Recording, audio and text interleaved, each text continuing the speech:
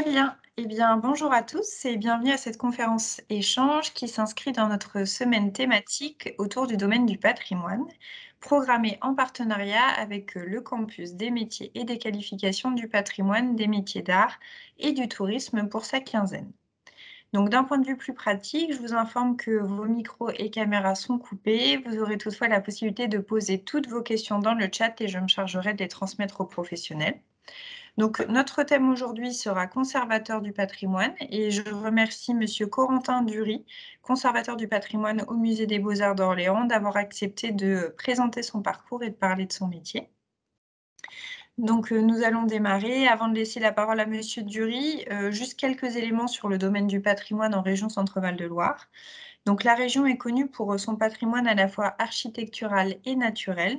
Et pour l'entretenir, le faire vivre, le faire connaître, de nombreux métiers existent en lien avec le patrimoine bâti, la conservation et la valorisation du patrimoine. Il y a également une trentaine de formations en région, du CAP au master. Alors vous, Monsieur Dury, quelle a été votre formation? Alors moi, je suis rentré juste après, le bac, un bac littéraire, à l'école du Louvre où, j'ai fait, toutes mes études, en histoire de l'art avec une spécialité dédiée, à l'histoire de la peinture italienne et j'ai poursuivi toujours à l'école du Louvre, au niveau du master, avec un master de recherche en histoire de l'art et des compléments autour, du patrimoine, la loi en rapport avec le patrimoine, du fonctionnement également des laboratoires de recherche, en sciences dures autour des tableaux, le tout pour avoir une formation extrêmement complète autour justement, du monde des musées puisque, très rapidement, c'est vers ça que je me suis tourné. Donc dans mon cas, c'est un parcours assez, linéaire si j'ose dire, de rentrer à l'école du Louvre et de suivre l'ensemble du parcours. Mais, il y a aussi d'autres cas où l'on peut, compléter l'école du Louvre par l'université, être uniquement à l'université en histoire de l'art. Le monde de la conservation est assez ouvert en termes de formation initiale. Très bien. Alors, comment vous avez choisi le métier de conservateur du patrimoine?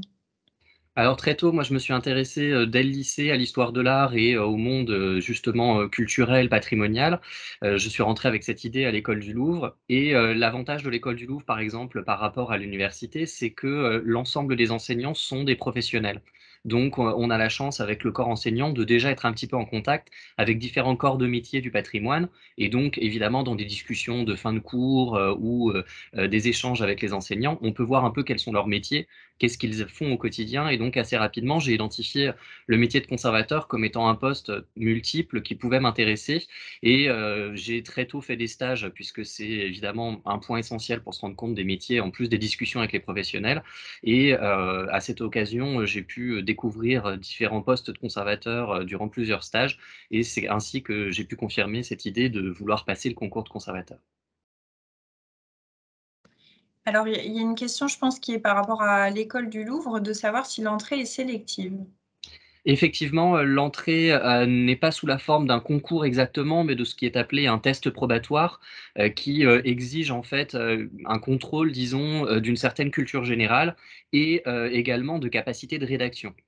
Donc c'est pas du tout un test qui vérifie si vous avez déjà des connaissances en histoire de l'art, il n'y a aucune question liée à l'histoire de l'art. C'est simplement une vérification de connaissances liées, à la culture générale historique, être capable de situer à peu près chronologiquement des grands personnages, être capable aussi de regarder une image, pas forcément une œuvre, hein, mais simplement une image, même une simple photographie de presse et d'en faire une lecture, concrète du type, analyser les différents plans et cetera et surtout et c'est renforcé dans les dernières, réforme de ce test probatoire à l'entrée à l'école du Louvre, une grande capacité de rédaction écrite puisqu'il y aura beaucoup de rédactionnels à l'école du Louvre et donc pour éviter des échecs en fin de première année, l'école du Louvre a souhaité renforcer au niveau du test d'entrée, cette, capacité, à vérifier si les étudiants savaient écrire avec une orthographe correcte, être capable d'organiser des pensées, de structurer un plan, pour présenter, une idée ou un élément.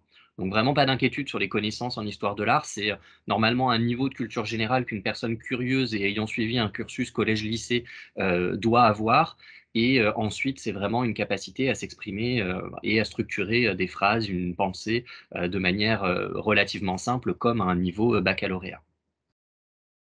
D'accord, très bien, merci. Quel a été votre premier emploi?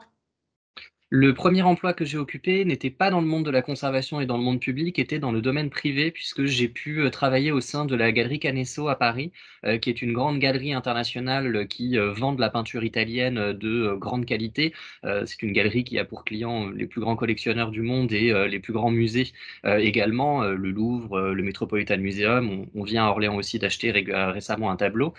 Donc c'était l'occasion pour moi de découvrir aussi du côté du privé, et ça, j'incite toute personne s'intéressant au patrimoine à ne pas rester focalisée sur le monde des musées. Il y a de nombreux acteurs et donc pour moi, c'était formidable de pouvoir travailler pendant presque 2 ans dans une galerie privée, rencontrer différents acteurs de ce marché de l'art, voir comment tout cela fonctionnait, découvrir des œuvres absolument exceptionnelles par leur qualité et avoir une équipe comme ça peut-être plus réduite et en même temps fascinante. Donc c'était une très belle opportunité de rentrer dans le monde du patrimoine par une autre porte que celle traditionnelle, lorsque l'on travaille dans le monde des musées. D'accord, et ça, c'est quelque chose que vous avez fait en même temps que votre formation ou c'était vraiment à la sortie justement C'est à la de toute fin, en fait, de mon master, étant donné que, le concours de conservateur, demande un certain temps de préparation et c'est un concours très exigeant avec un taux de réussite assez faible, je souhaitais, travailler, tout simplement pour gagner ma vie, mais dans la mesure du possible, ne pas, faire un travail alimentaire pour essayer aussi d'augmenter mon parcours et découvrir des choses, qui m'intéressent au premier chef et j'ai eu la chance de, voilà, bénéficier de cet emploi, au sein de la galerie Canesso, juste à la sortie de mes études de master qui m'ont permis aussi, de travailler à la publication d'un livre, correspondant à mon mémoire de master 1 et de master 2, donc un petit temps finalement, intermédiaire avant, l'entrée dans la fonction publique, qui là s'est passé, via, le concours de conservateur. d'accord, et de donc alors c'était quelque chose dont on avait déjà, parlé ensemble, donc en tout cas, quand on passe le concours, on sait déjà qu'on veut devenir conservateur? Tout à fait, c'est un concours, qui, oriente vers le métier de conservateur. C'est-à-dire que ce concours vous permet d'accéder au poste de conservateur et non pas à un panel de possibilités. On va passer ensuite, après ce concours, 1 an et demi au sein de l'Institut national du patrimoine, INP, qui est un établissement de formation initiale. C'est-à-dire que, on devient fonctionnaire à ce moment-là, on est, cadre A+ de la fonction publique et donc, l'État a estimé qu'il fallait un temps de formation initiale avant de prendre son premier poste. Mais l'INP n'est pas en soi une école, où, l'on se dirige pour ensuite envisager des métiers.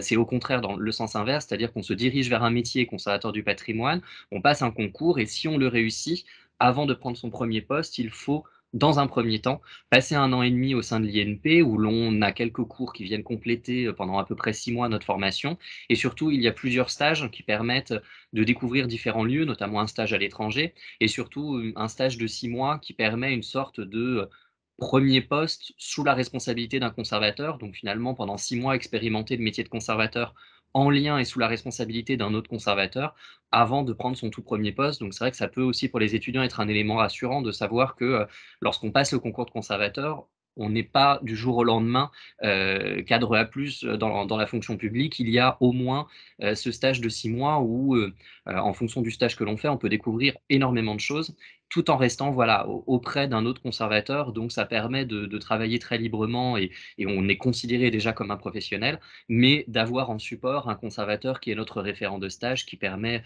justement de nous accompagner et de découvrir un peu certains points et donc se sentir libre de poser peut-être, plus de questions que si, c'était un premier poste tout de suite. Mmh. D'accord, très bien.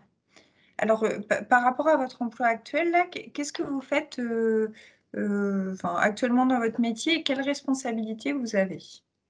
Alors, moi, je suis conservateur pour les collections anciennes du musée des Beaux-Arts d'Orléans. Donc, nous avons un système, en pôle muséal, à Orléans. C'est-à-dire qu'il y a une directrice des musées, Olivia Voisin, qui s'occupe des différents établissements muséaux de la ville, la maison Jeanne d'Arc, le musée historique, le muséum et le musée des Beaux-Arts.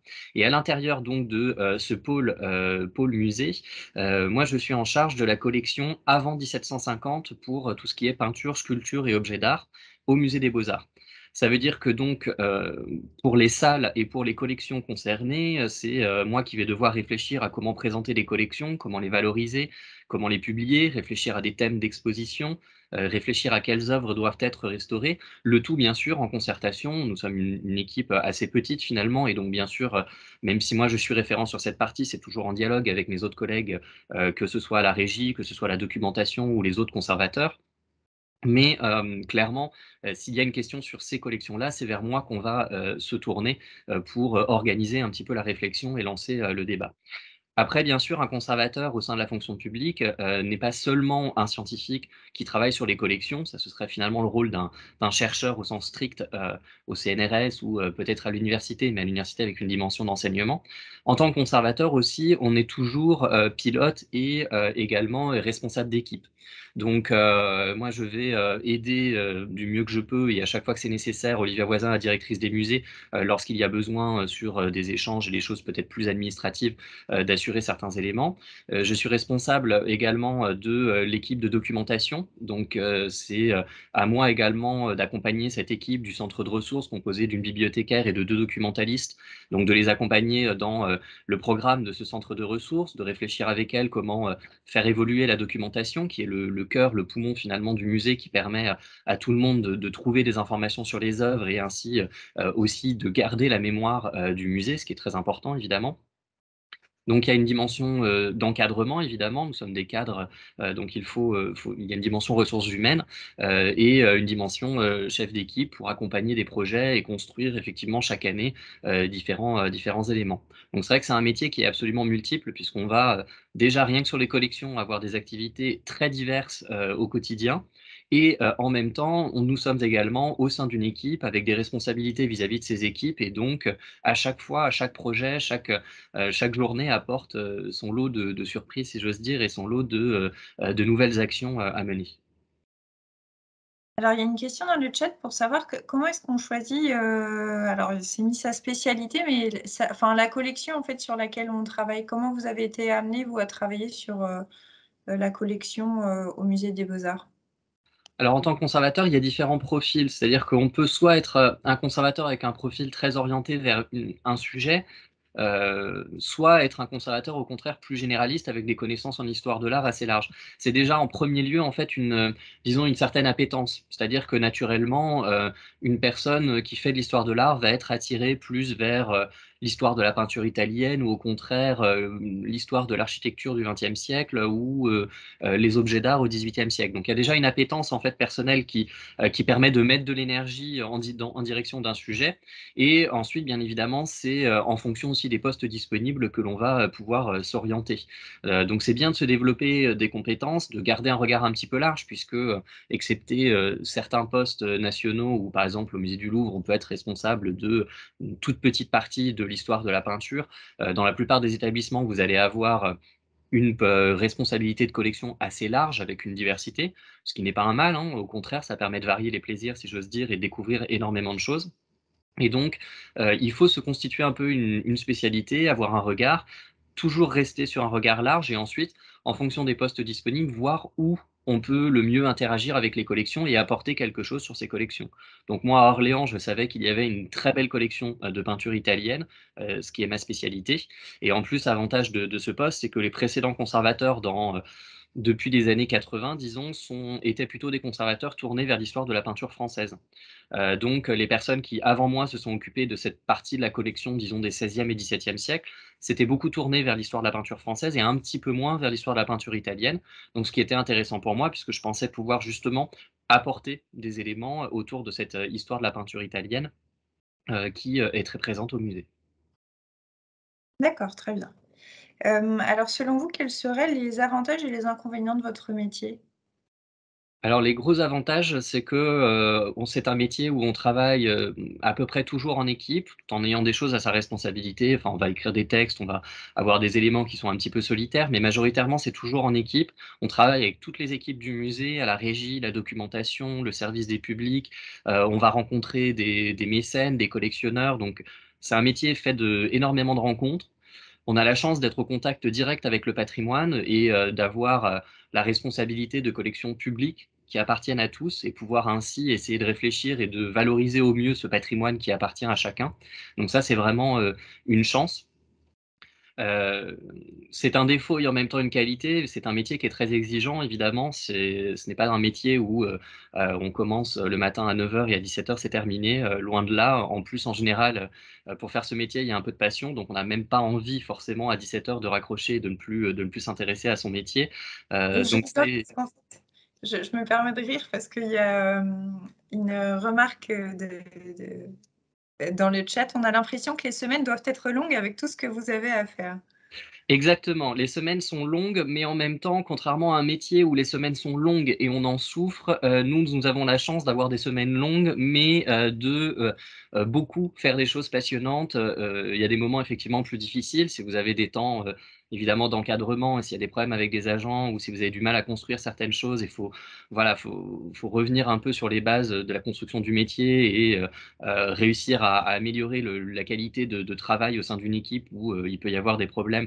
Évidemment, c'est pas la partie la plus, fascinante du métier, si j'ose dire, mais très souvent, on a quand même la chance, voilà, d'être en contact avec les œuvres, construire des projets qui sont, formidables. Depuis que je suis arrivé à Orléans, j'ai eu la chance de pouvoir faire une exposition sur Velázquez. Je suis en train de terminer le catalogue des collections.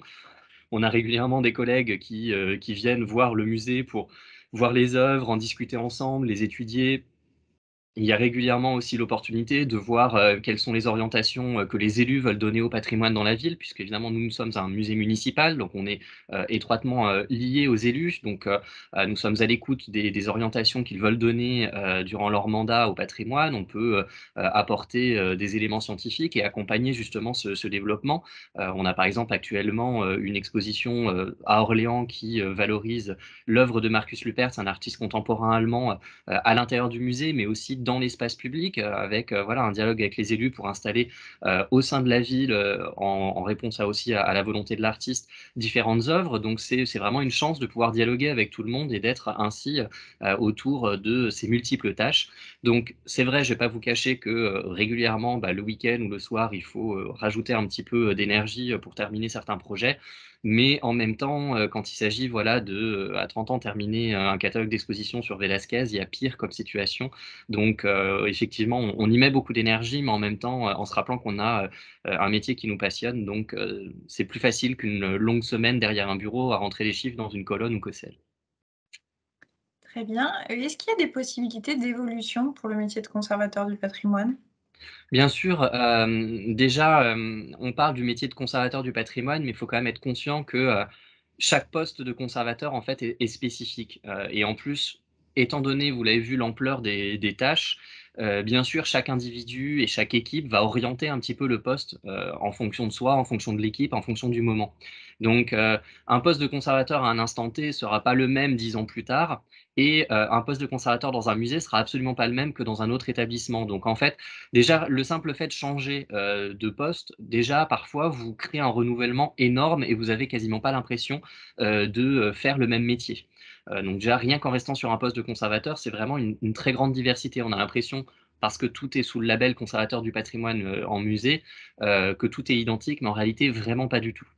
Après, en termes d'évolution, il y a aussi la possibilité à un moment de rester conservateur, mais de passer, directeur d'établissement. Ce qui déjà est aussi un cas, puisque c'est pas exactement le même métier. On essaie de conserver, tout un tas de choses liées au métier de conservateur, mais en tant que chef d'établissement, il faut aussi, être beaucoup plus en dialogue avec les élus, il y a une part d'administratif plus importante. Il faut donner un cap global à l'établissement et emporter toute l'équipe avec soi. Donc ça rajoute finalement des missions et pour quelqu'un qui a envie justement de porter un projet et de porter une certaine vision, ça peut être très intéressant et extrêmement enrichissant.